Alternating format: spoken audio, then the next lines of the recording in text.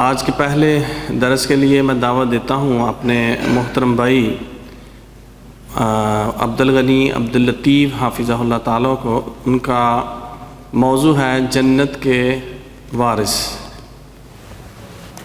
السلام علیکم ورحمۃ اللہ وبرکاتہ. الحمد للہ رب العالمین والصلاة والسلام علی رسولہ الکریم. اعوذ باللہ من الشیطان الرجیم. بسم اللہ الرحمن الرحیم. قد افلح المؤمنون. رب اشرح لی صدری ویسر لی امری واحلل عقدۃ من لسانی یفقہوا قولی. میرے پیارے دینی بھائیوں اور پیاری دینی بہنوں، آج کا جو میرا عنوان ہے وہی جنت کے وارث. جب بھی جنت ہمارے کانوں میں جنت کا نام سنائی پڑتا ہے تو ہر ایک کا دل باغ باغ ہو جاتا ہے. ہر ایک کی خواہش ہوتی ہے کہ میں بھی جنت میں جا پاؤں. آئیے آج ہم دیکھتے ہیں اللہ تعالیٰ جنت میں جانے والوں کی صفات بیان کرتا ہے، جو ابھی آپ کے سامنے سورہ فرقان کی پہلی آیتوں کا تلاوت کیا گیا حافظ حمزہ کے ذریعے. تو انشاءاللہ اسی کی روشنی میں میں آپ کو جنت کے وارث اور ان کی صفات، جنت کے وارثوں کی صفات بتاؤں گا. اس سے پہلے کہ میں اپنا موضوع شروع کروں، میں شکر گزار ہوں اللہ وحدہ لا شریک کا، جس نے مجھے موقع دیا کہ اس پلیٹ فارم پر آ کر اس کے دین کی باتیں آپ کے سامنے پیش کر سکوں. پھر میں شکر گزار ہوں مرکز دعویٰ والجالیات حلقہ فاہیل کا، کہ جس کے زیر اہتمام یہ ہر مہینے یہ جو پروگرام اس مسجد میں ہر مہینے کی دوسری جمعرات کو بعد نماز عشاء ہوتا ہے. اس کے بعد میں شکر گزار ہوں مرکز کے سارے ساتھیوں کا، جو کافی محنت کرتے ہیں اس پروگرام کو سکسیسفل کرنے کے لیے. پھر میں آپ سبھی کا شکر گزار ہوں جو اپنا قیمتی وقت نکال کر یہاں پہ تشریف لائے. اللہ تعالیٰ قرآن میں فرماتا ہے سورہ مومنون آیت نمبر 1 میں، قد افلح المؤمنون. یہاں پہ اللہ تعالیٰ سرٹیفکیٹ دے رہے ہیں کس کی؟ جنت کی. کیا کہا انہوں نے؟ اللہ تعالیٰ نے یقیناً فلاح پا گئے مومنون. فلاح کسے کہتے ہیں؟ کیا اچھا گھر ہمارا ہونا یہ فلاح ہے، کامیابی ہے؟ یا اچھا موبائل ہمارے پاس ہے یہ کامیابی ہے؟ یا اچھا کھیت ہو، باغیچہ ہو، یہ ہماری کامیابی ہے؟ کیا ہمارے پاس اچھی سپورٹس کار ہو یا جیپ ہو، یہ ہماری کامیابی ہے؟ حقیقی کامیابی ایک مسلمان کی یہ ہے کہ وہ جہنم کی آگ سے نجات پائے اور جنت میں اس کا ٹھکانہ ہو. سو اللہ تعالیٰ یہاں پر وہی فلاح کے بارے میں کہہ رہا ہے کہ یقیناً فلاح پا گئے مومنون. مومنون کسے کہتے ہیں؟ مومن کی جمع. اور مومن اسے کہتے ہیں جو ایمان والا. اردو میں ایماندار کو، ایمان والے کو مومن کہتے ہیں.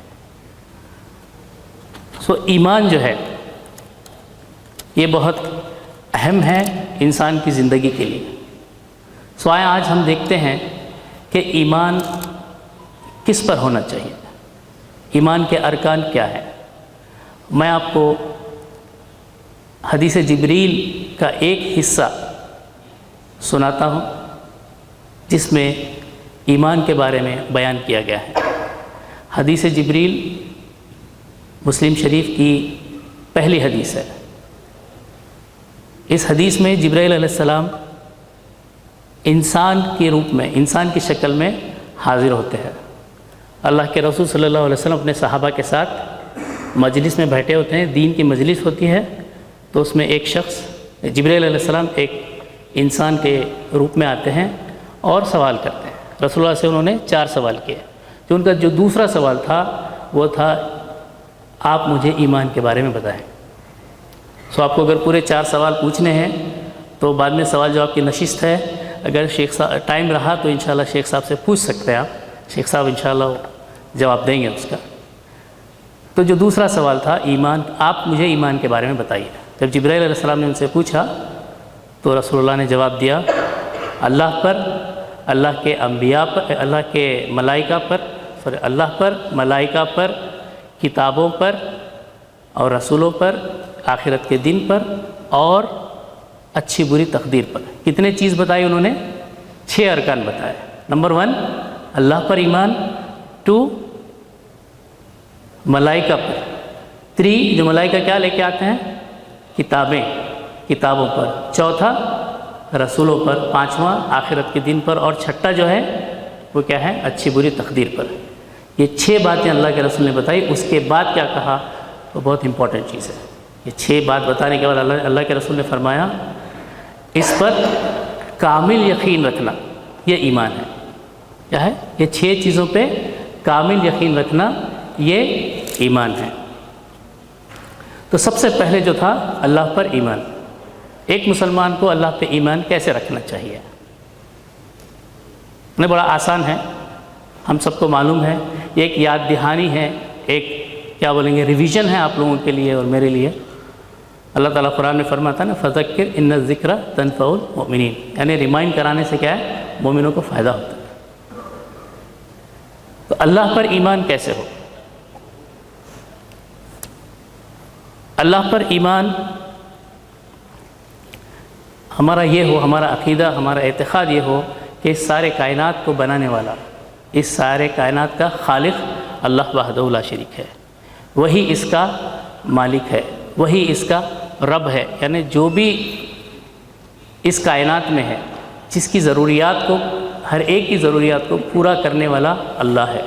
وہی ہے جو ہم کو زندگی دیتا ہے، وہی ہے ہم کو موت دے گا، اس کے علاوہ کوئی اور عبادت کے لائق نہیں ہے۔ اس کے کئی اسماء و صفات ہیں اللہ تعالیٰ کے۔ ہمارا ایمان سارے اللہ کے سارے اسماء پر ہونا چاہیے اور اس کی صفات پر بھی ہونی چاہیے۔ مثال کے طور پر اللہ کا ایک نام ہے الرحیم، جس کا مطلب ہوتا ہے سب سے زیادہ رحم کرنے والا۔ ایک اور اللہ کا نام ہے وہ ہے الرحمن، یعنی سب سے زیادہ مہربانی کرنے والا۔ ہمارا ایمان اللہ پر ایسے ہونا چاہیے جیسے اللہ نے بتایا، رسول اللہ نے بتایا اور صحابہ نے سمجھا۔ تو آئیے چلتے ہیں ایمان کے دوسرے ارکان کی طرف۔ کیا تھا وہ دوسرا ارکان؟ کیا ہے؟ ملائکہ پر ایمان۔ ملائکہ یعنی فرشتے، انگلش میں بچے ہیں یہاں پہ اینجلس، اینجلس بنتا ہے۔ تو اس پر بھی ہمیں ایمان رکھنا ہے۔ کیسے ایمان رکھا جائے؟ یہ ملائکہ جو ہے اللہ کی مخلوق ہے، اللہ کی کریشن ہے ملائکہ۔ وہ اللہ کے فرما بردار ہے، اللہ کے وہ غلام ہیں۔ اللہ نے ان کو جو بھی کام دیا ہے، اللہ جو بھی انہیں کام دیتا ہے اس کام کو وہ پورا کرتے ہیں، کبھی بھی اللہ کی نافرمانی نہیں کرتے۔ ایک اور کچھ مسلمانوں میں ایک غلط فہمی ہے کہ وہ سمجھتے ہیں کہ فرشتے جو ہے اللہ کی بیٹی ہے یا بیٹے ہیں۔ تو اللہ کا نہ کوئی بیٹا ہے نہ بیٹی ہے، نہ کوئی ماں باپ، نہ کوئی ماں باپ، لم یلد ولم یولد، اللہ اکیلا ہے۔ فرشتوں کو اللہ تعالیٰ نے متعین کیا ہے کچھ کام کے لیے، جو کام اللہ تعالیٰ نے انہیں دیا ہے وہ اسے بجا لاتے ہیں۔ مثال کے طور پر جبرائیل علیہ السلام، ان کا کام کیا تھا؟ جی، اللہ کی طرف سے وحی لاتے نبیوں کی طرف، ہے نا، ان کا کام وہ تھا۔ اور ایک فرشتے ہیں جو بڑے فرشتوں میں سے 3 میں سے ایک، ان کا نام ہے میکائیل۔ میکائیل علیہ السلام وہ کون ہے؟ کیا برساتے ہیں؟ دولت، بارش برساتے ہیں۔ اللہ کے حکم سے وہ بارش برساتے ہیں۔ اللہ تعالیٰ کا جو حکم ہوا جہاں پہ برسانا ہے وہاں جا کر وہ بارش برساتے ہیں۔ اور تیسرے اور ایک بڑے جو ملائکہ ہے، جو بڑے فرشتے ہیں، ان کا نام ہے اسرافیل۔ ان کی ڈیوٹی کیا ہے؟ سور پھونکنا۔ وہ تیار ہے، سور میں پھونکنے کے لیے ریڈی ہے، بس اللہ کا حکم ہوگا وہ سور پھونکیں گے۔ جو ہی سور پھونکیں گے قیامت آ جائے گی۔ جتنے بھی زندہ لوگ ہیں سب لوگوں کو جو بھی زندہ ہیں سارے کے سارے ان کو موت آ جائے گی. پھر ایک بار اور وہ سور پھونکیں گے تو پھر سے ہمیں اٹھنا ہے, اٹھ کے اللہ کے سامنے حاضر ہونا ہے. تو یہ ہے ایمان بالملائکہ. اور تیسرا جو ہے وہ کس پر ہے؟ اللہ کے کتابوں پر. کتنی کتابوں پر ایمان ہونا چاہیے؟ 1 2 3 4 قرآن پہ ہونا چاہیے. بالکل قرآن پہ ہونا چاہیے, لیکن اس کے ساتھ ساتھ کچھ اور پہ بھی. یہاں پہ جو ورڈ ہے کتب ہے, عربک میں کیا ہے؟ کتب ہی, یعنی اللہ کی کتابوں پر, یعنی پلورل میں ہے, وہاں پہ ایک سے زیادہ. ہاں اللہ تعالیٰ نے کیا کیا, جب انسان کو دنیا میں بھیجا اسے لاوارث نہیں چھوڑا, اس کی ہدایت کے لیے ایک فارمولہ بنایا اللہ تعالیٰ. اس میں 2 بہت اہم چیزیں تھیں. ایک تھا اللہ کی طرف سے وحی آنا, دوسرا تھا رسول و نبی. تو اللہ تعالیٰ جب آدم علیہ السلام کو اور ان کی بیوی حوا علیہ السلام کو, دونوں کو اور ابلیس کو, تینوں کو جب دنیا میں بھیجتا ہے, جانے کا حکم دیتا ہے, انہیں کیا کہتا ہے؟ تم سب یہاں سے اتر جاؤ. جب میری طرف سے تمہیں ہدایت آئی, اگر تم ہدایت کو پکڑ لو گے, اس کی پیروی کرو گے, تو ہدایت کی پیروی کرنے والوں کو نہ خوف ہوگا نہ ہی غم ہوگا. تو اللہ تعالیٰ نے جہاں پر بھی انسان بسا ہے وہاں پر اپنے نبیوں کو بھیجا, اور ان کے ذریعے اور ان کے پاس کتابیں بھی بھیجی. جن کتابوں کا نام ہمیں معلوم ہے جو قرآن کے اندر آیا ہے وہ ہے 4 کتابیں, جیسا بھی بھائی نے بتایا. وہ ہے تورات, زبور, انجیل اور قرآن. اس کے علاوہ 2 صحیفوں کا نام بھی آیا ہے, صحف ابراہیم اور صحف موسیٰ علیہ السلام. یہ 6 کتابوں کے نام ہمیں قرآن کے 6 نام ملتے ہیں قرآن کے اندر. لیکن ایک مسلمان کا ایمان یہ ہونا چاہیے کہ اللہ تعالیٰ نے جو بھی کتاب بھیجی انسان کی ہدایت کے لیے, انسان کو دشا دکھانے کے لیے, انسان کی مارگ درشن کے لیے وہ کتابیں نازل کیا تھا اللہ تعالیٰ نے. لیکن وہ کتابوں میں اور قرآن میں تھوڑا سا انتر ہے, تھوڑا سا فرق ہے. وہ کیا ہے؟ وہ جو کتابیں آئی تھیں وہ ایک مخصوص وقت کے لیے آئی تھی, مخصوص جگہ کے لیے آئی تھی. لیکن جو قرآن ہے وہ ساری دنیا کے لیے آئی ہوئے, اور وہ کب تک چلے گی؟ قرآن کب تک رہے گی؟ تا قیامت اس کے احکام مانے جائیں گے. پچھلی جو کتابیں تھیں ان کتابوں میں انحراف کیا گیا, یعنی ہیرا پھیری, رد و بدل کیا گیا. اس کی کئی وجوہات تھیں. مثال کے طور پر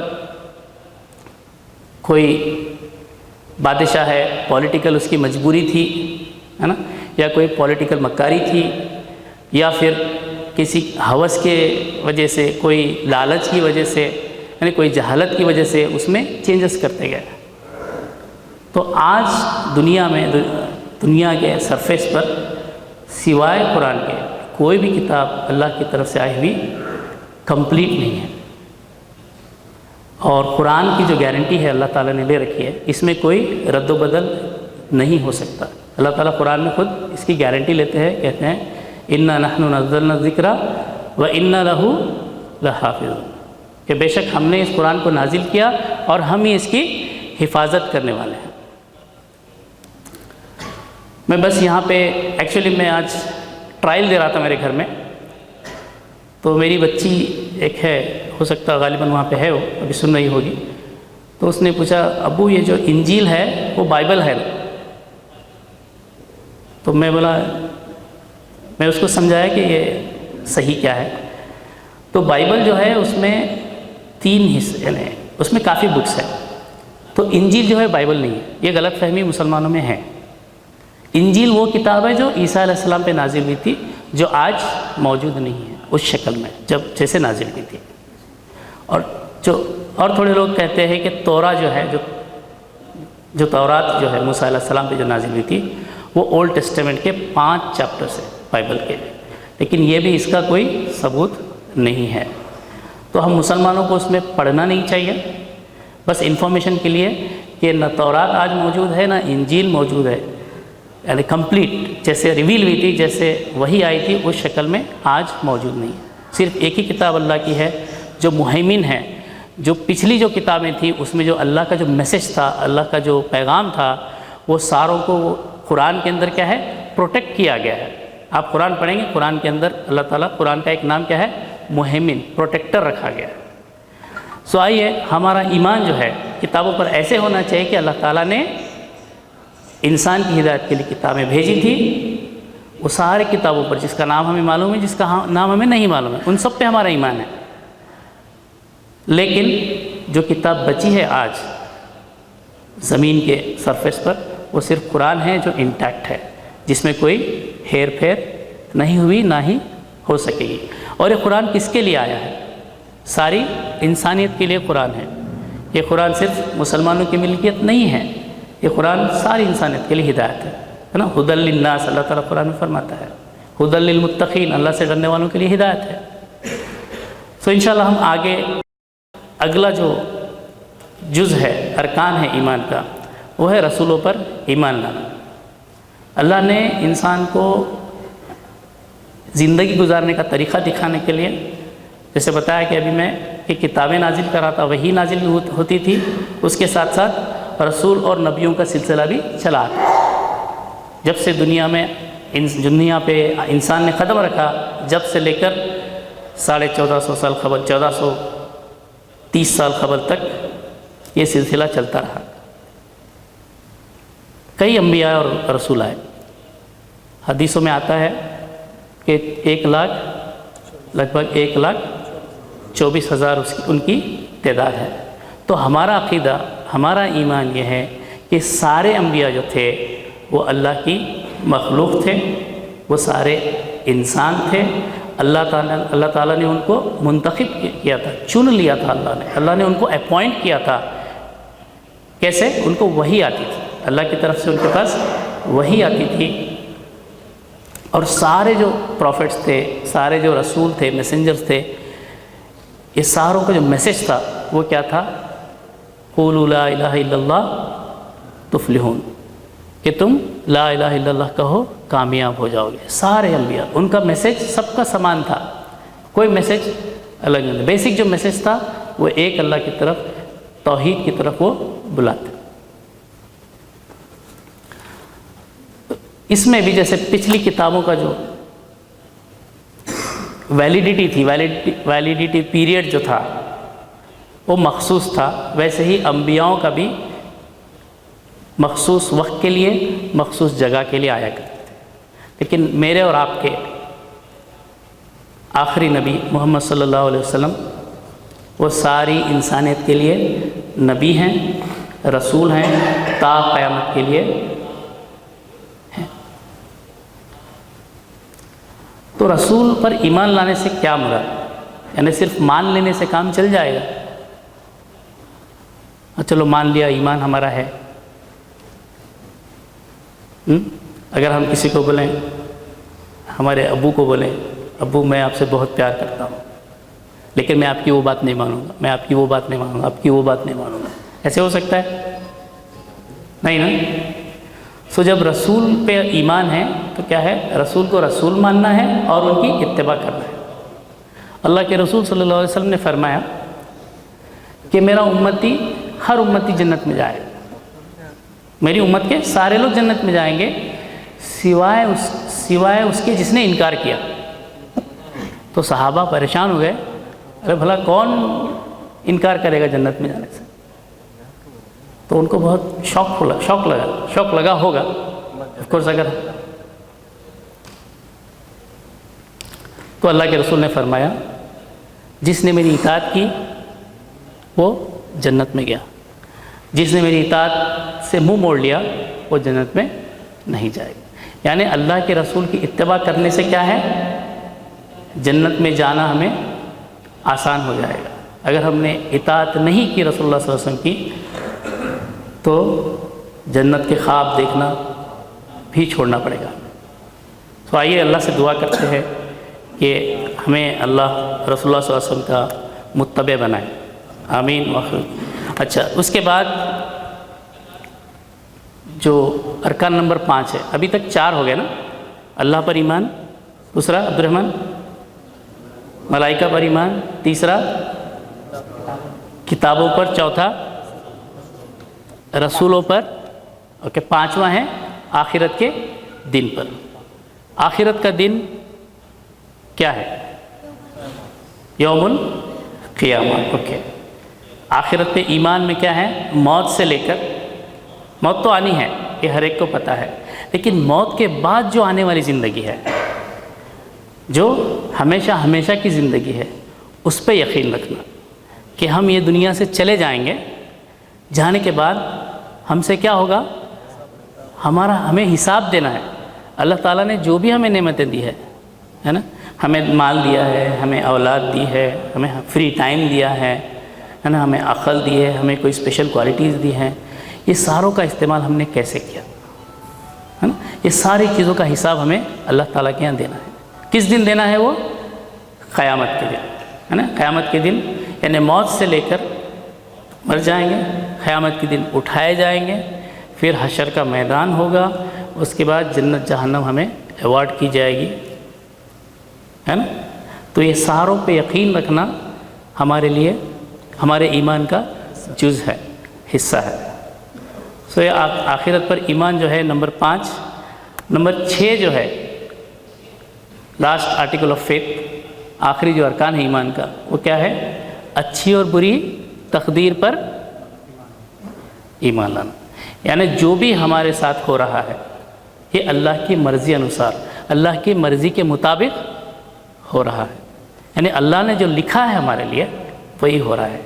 آج دنیا میں آپ دیکھتے ہیں اینگزائٹی ہے نا، بے چینیاں بہت ہیں، لوگوں کو بیماریاں، ہائپر ٹینشن ہے، چھوٹی چھوٹی بات پہ ٹینشن لیتے ہیں، ہائپر ٹینشن ہو جاتا ہے نا۔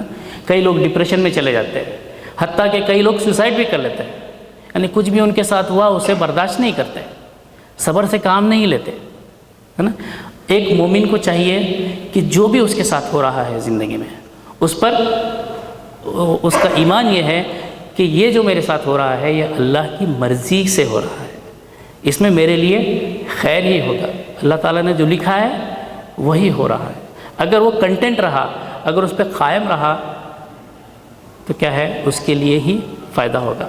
میں آپ کو ایک مثال دیتا ہوں، انفیکٹ ایک واقعہ ہوا ہے، میں کہیں پڑھا تھا۔ کچھ لوگ بس میں جا رہے تھے، بس کھچا کھچ بھری ہوئی تھی، پہاڑی علاقہ تھا، تو ایک سٹاپ آیا، ایک سٹاپ پہ کچھ لوگ جو بوڑھے لوگ تھے ان کو اترنا تھا، تو اندر تھے، تو ایک لڑکا جو دروازے میں کھڑا تھا وہ ان کے ساتھ وہ بھی اتر جاتا ہے، ان کو راستہ دیتا ہے، بس کیونکہ فل تھی وہ اتر نہیں سک رہے تھے، وہ بھی نیچے اترتا ہے۔ جیسے وہ دونوں بوڑھا بوڑھی اترتے ہیں تو یہ لڑکا بھی بس میں چڑھنے والا ہی رہتا ہے کہ بس نکل جاتی، وہ اپنے آپ کو بہت کوستا، بولا کہ یار میں نہیں اترنا چاہیے تھا، خواہ اترا میں، میرے سارے دوست میرے سے بچھڑ گئے، میں کیسے کروں؟ تو وہاں پہ اس کو کیا ہے، وہ تقدیر پہ وہ ایمان نہیں رکھا تھوڑی دیر کے لیے، وہ ہوتا ہے ہمارے ساتھ، ہر ایک کے ساتھ بھی ہوتا ہے، لیکن ہمیں ہمیشہ صبر سے کام لینا چاہیے، اللہ پہ پورا توکل کرنا چاہیے۔ تو بعد میں کیا ہوتا ہے، تھوڑی دیر کے بعد 1-1.5 گھنٹے کے بعد اسے سواری ملتی ہے، وہ لفٹ لے کے آگے جاتا تو دیکھتا کیا، پہلے اس نے بولتا الحمدللہ اللہ میری بس چھوٹی، مجھے بہت فائدہ ہو گیا۔ کیا دیکھتا ہے، وہی بس جو ہے ایکسیڈنٹ ہو کے نیچے گری ہوئی پہاڑی سے، سارے لاشیں اس کے سامنے، وہ صرف اکیلا وہ بچ گیا ہے۔ تو پہلے وہی کام کو وہ کوس رہا تھا، لیکن تھوڑی دیر کے بعد 1 گھنٹے 2 گھنٹے کے اندر کیا ہوا، وہ شکر ادا کر رہا تھا۔ تو تقدیر پہ ایمان لانا مسلمان کے لیے بہت ضروری ہے۔ تو تقدیر کا مسئلہ تھوڑا سا پیچیدہ ہے، تو میں چاہتا ہوں کوئی آپ میں سے سوال کرے ہمارے شیخ صاحب کو۔ تو دوسرا سوال شیخ صاحب کے لیے، تو یہ جو ارکان تھے 6 جو ارکان ہیں یہ پورے، صحیح بھائی فون ہے آپ کے پاس وہ والا؟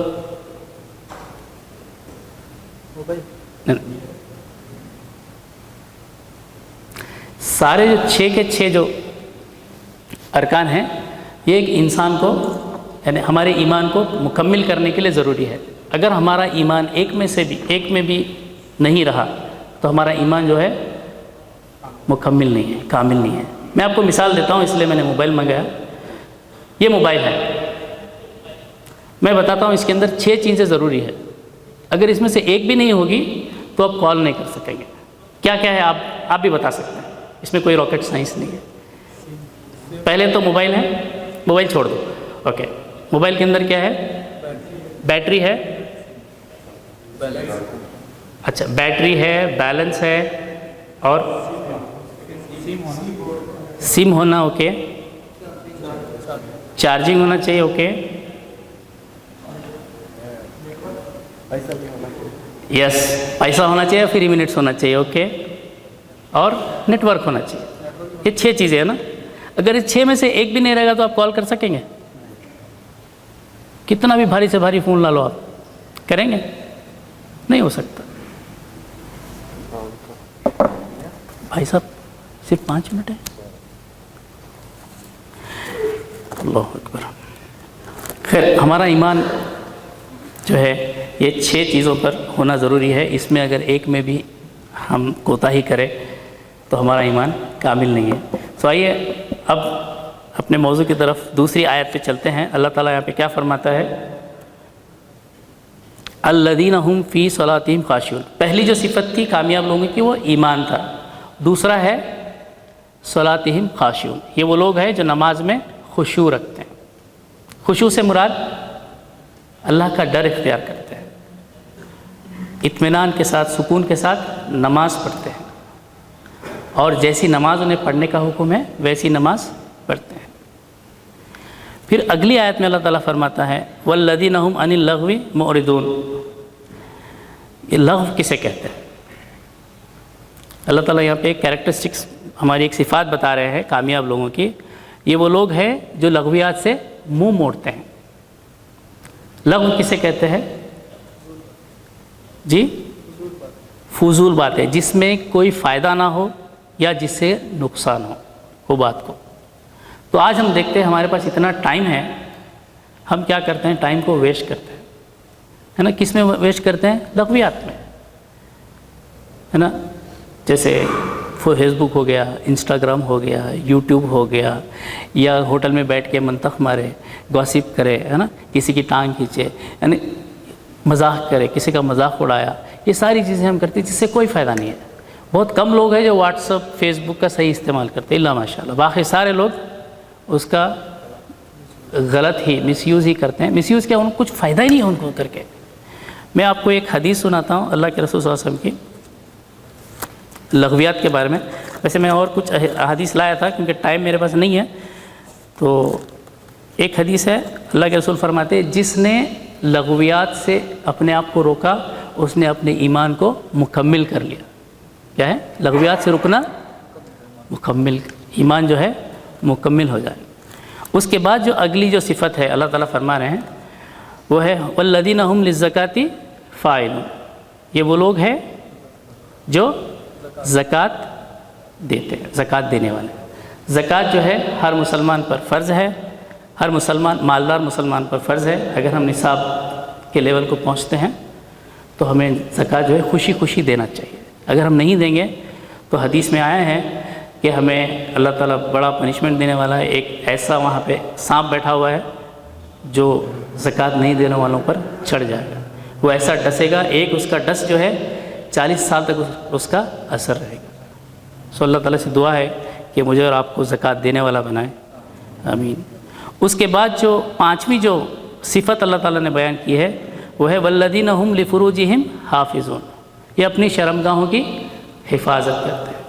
اللہ کے رسول صلی اللہ علیہ وسلم فرماتے ہیں کہ تم مجھے 2 چیزوں کی ضمانت دو, میں تمہیں جنت کی بشارت دیتا ہوں یا جنت کی ضمانت دیتا ہوں. وہ 2 چیزیں کیا ہے؟ 2 جبڑے والوں کے بیچ کی زبان اور 2 ٹانگوں والوں کے بیچ شرمگاہ. تو یہاں پر زبان کا ذکر لغو میں آ گیا. یہ جو والذین هم لفروجہم حافظون, جو اپنے شرمگاہوں کی حفاظت کرتے ہیں اور اس کا استعمال صرف حلال طریقے سے کرتے ہیں. پھر میں آپ 2 آیت سکپ کر رہا ہوں کیونکہ اگلی جو صفات ہے وہ ہے والذین هم لاماناتہم وعہدہم راعون. اور یہ وہ لوگ ہیں جو امانت دار ہوتے ہیں اور وعدے کے پکے ہوتے ہیں.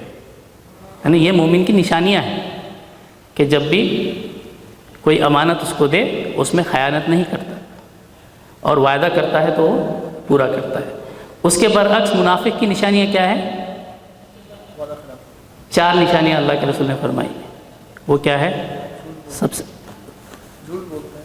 جب وہ اسے امین بنا دیا جائے تو وہ امانت میں خیانت کرتا ہے، جب بات کرتا ہے تو اس میں جھوٹ بولتا ہے، وعدہ خلافی کرتا ہے، اور جب جھگڑا کرتا ہے تو گالی گلوچ کراتا ہے۔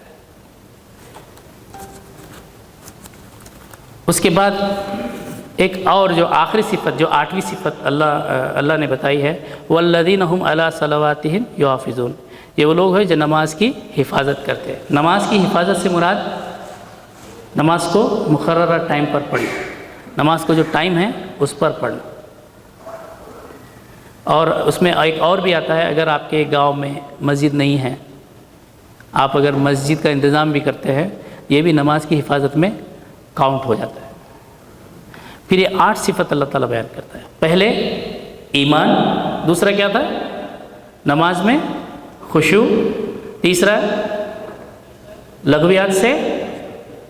لغویات میں انوالو رہنا یا لغویات سے بچنا، لغویات سے منہ موڑ لینا، اور چوتھا زکوٰۃ ادا کرنا، اپنے مال میں سے زکوٰۃ دے کے اپنے مال کیا ہے، اپنے مال کو پاکیزہ کر لینا، اور نمبر 5 اپنے شرمگاہوں کی حفاظت کرنے والے، نمبر 6 اور 7 کیا ہے، امانت دار ہوتے ہیں اور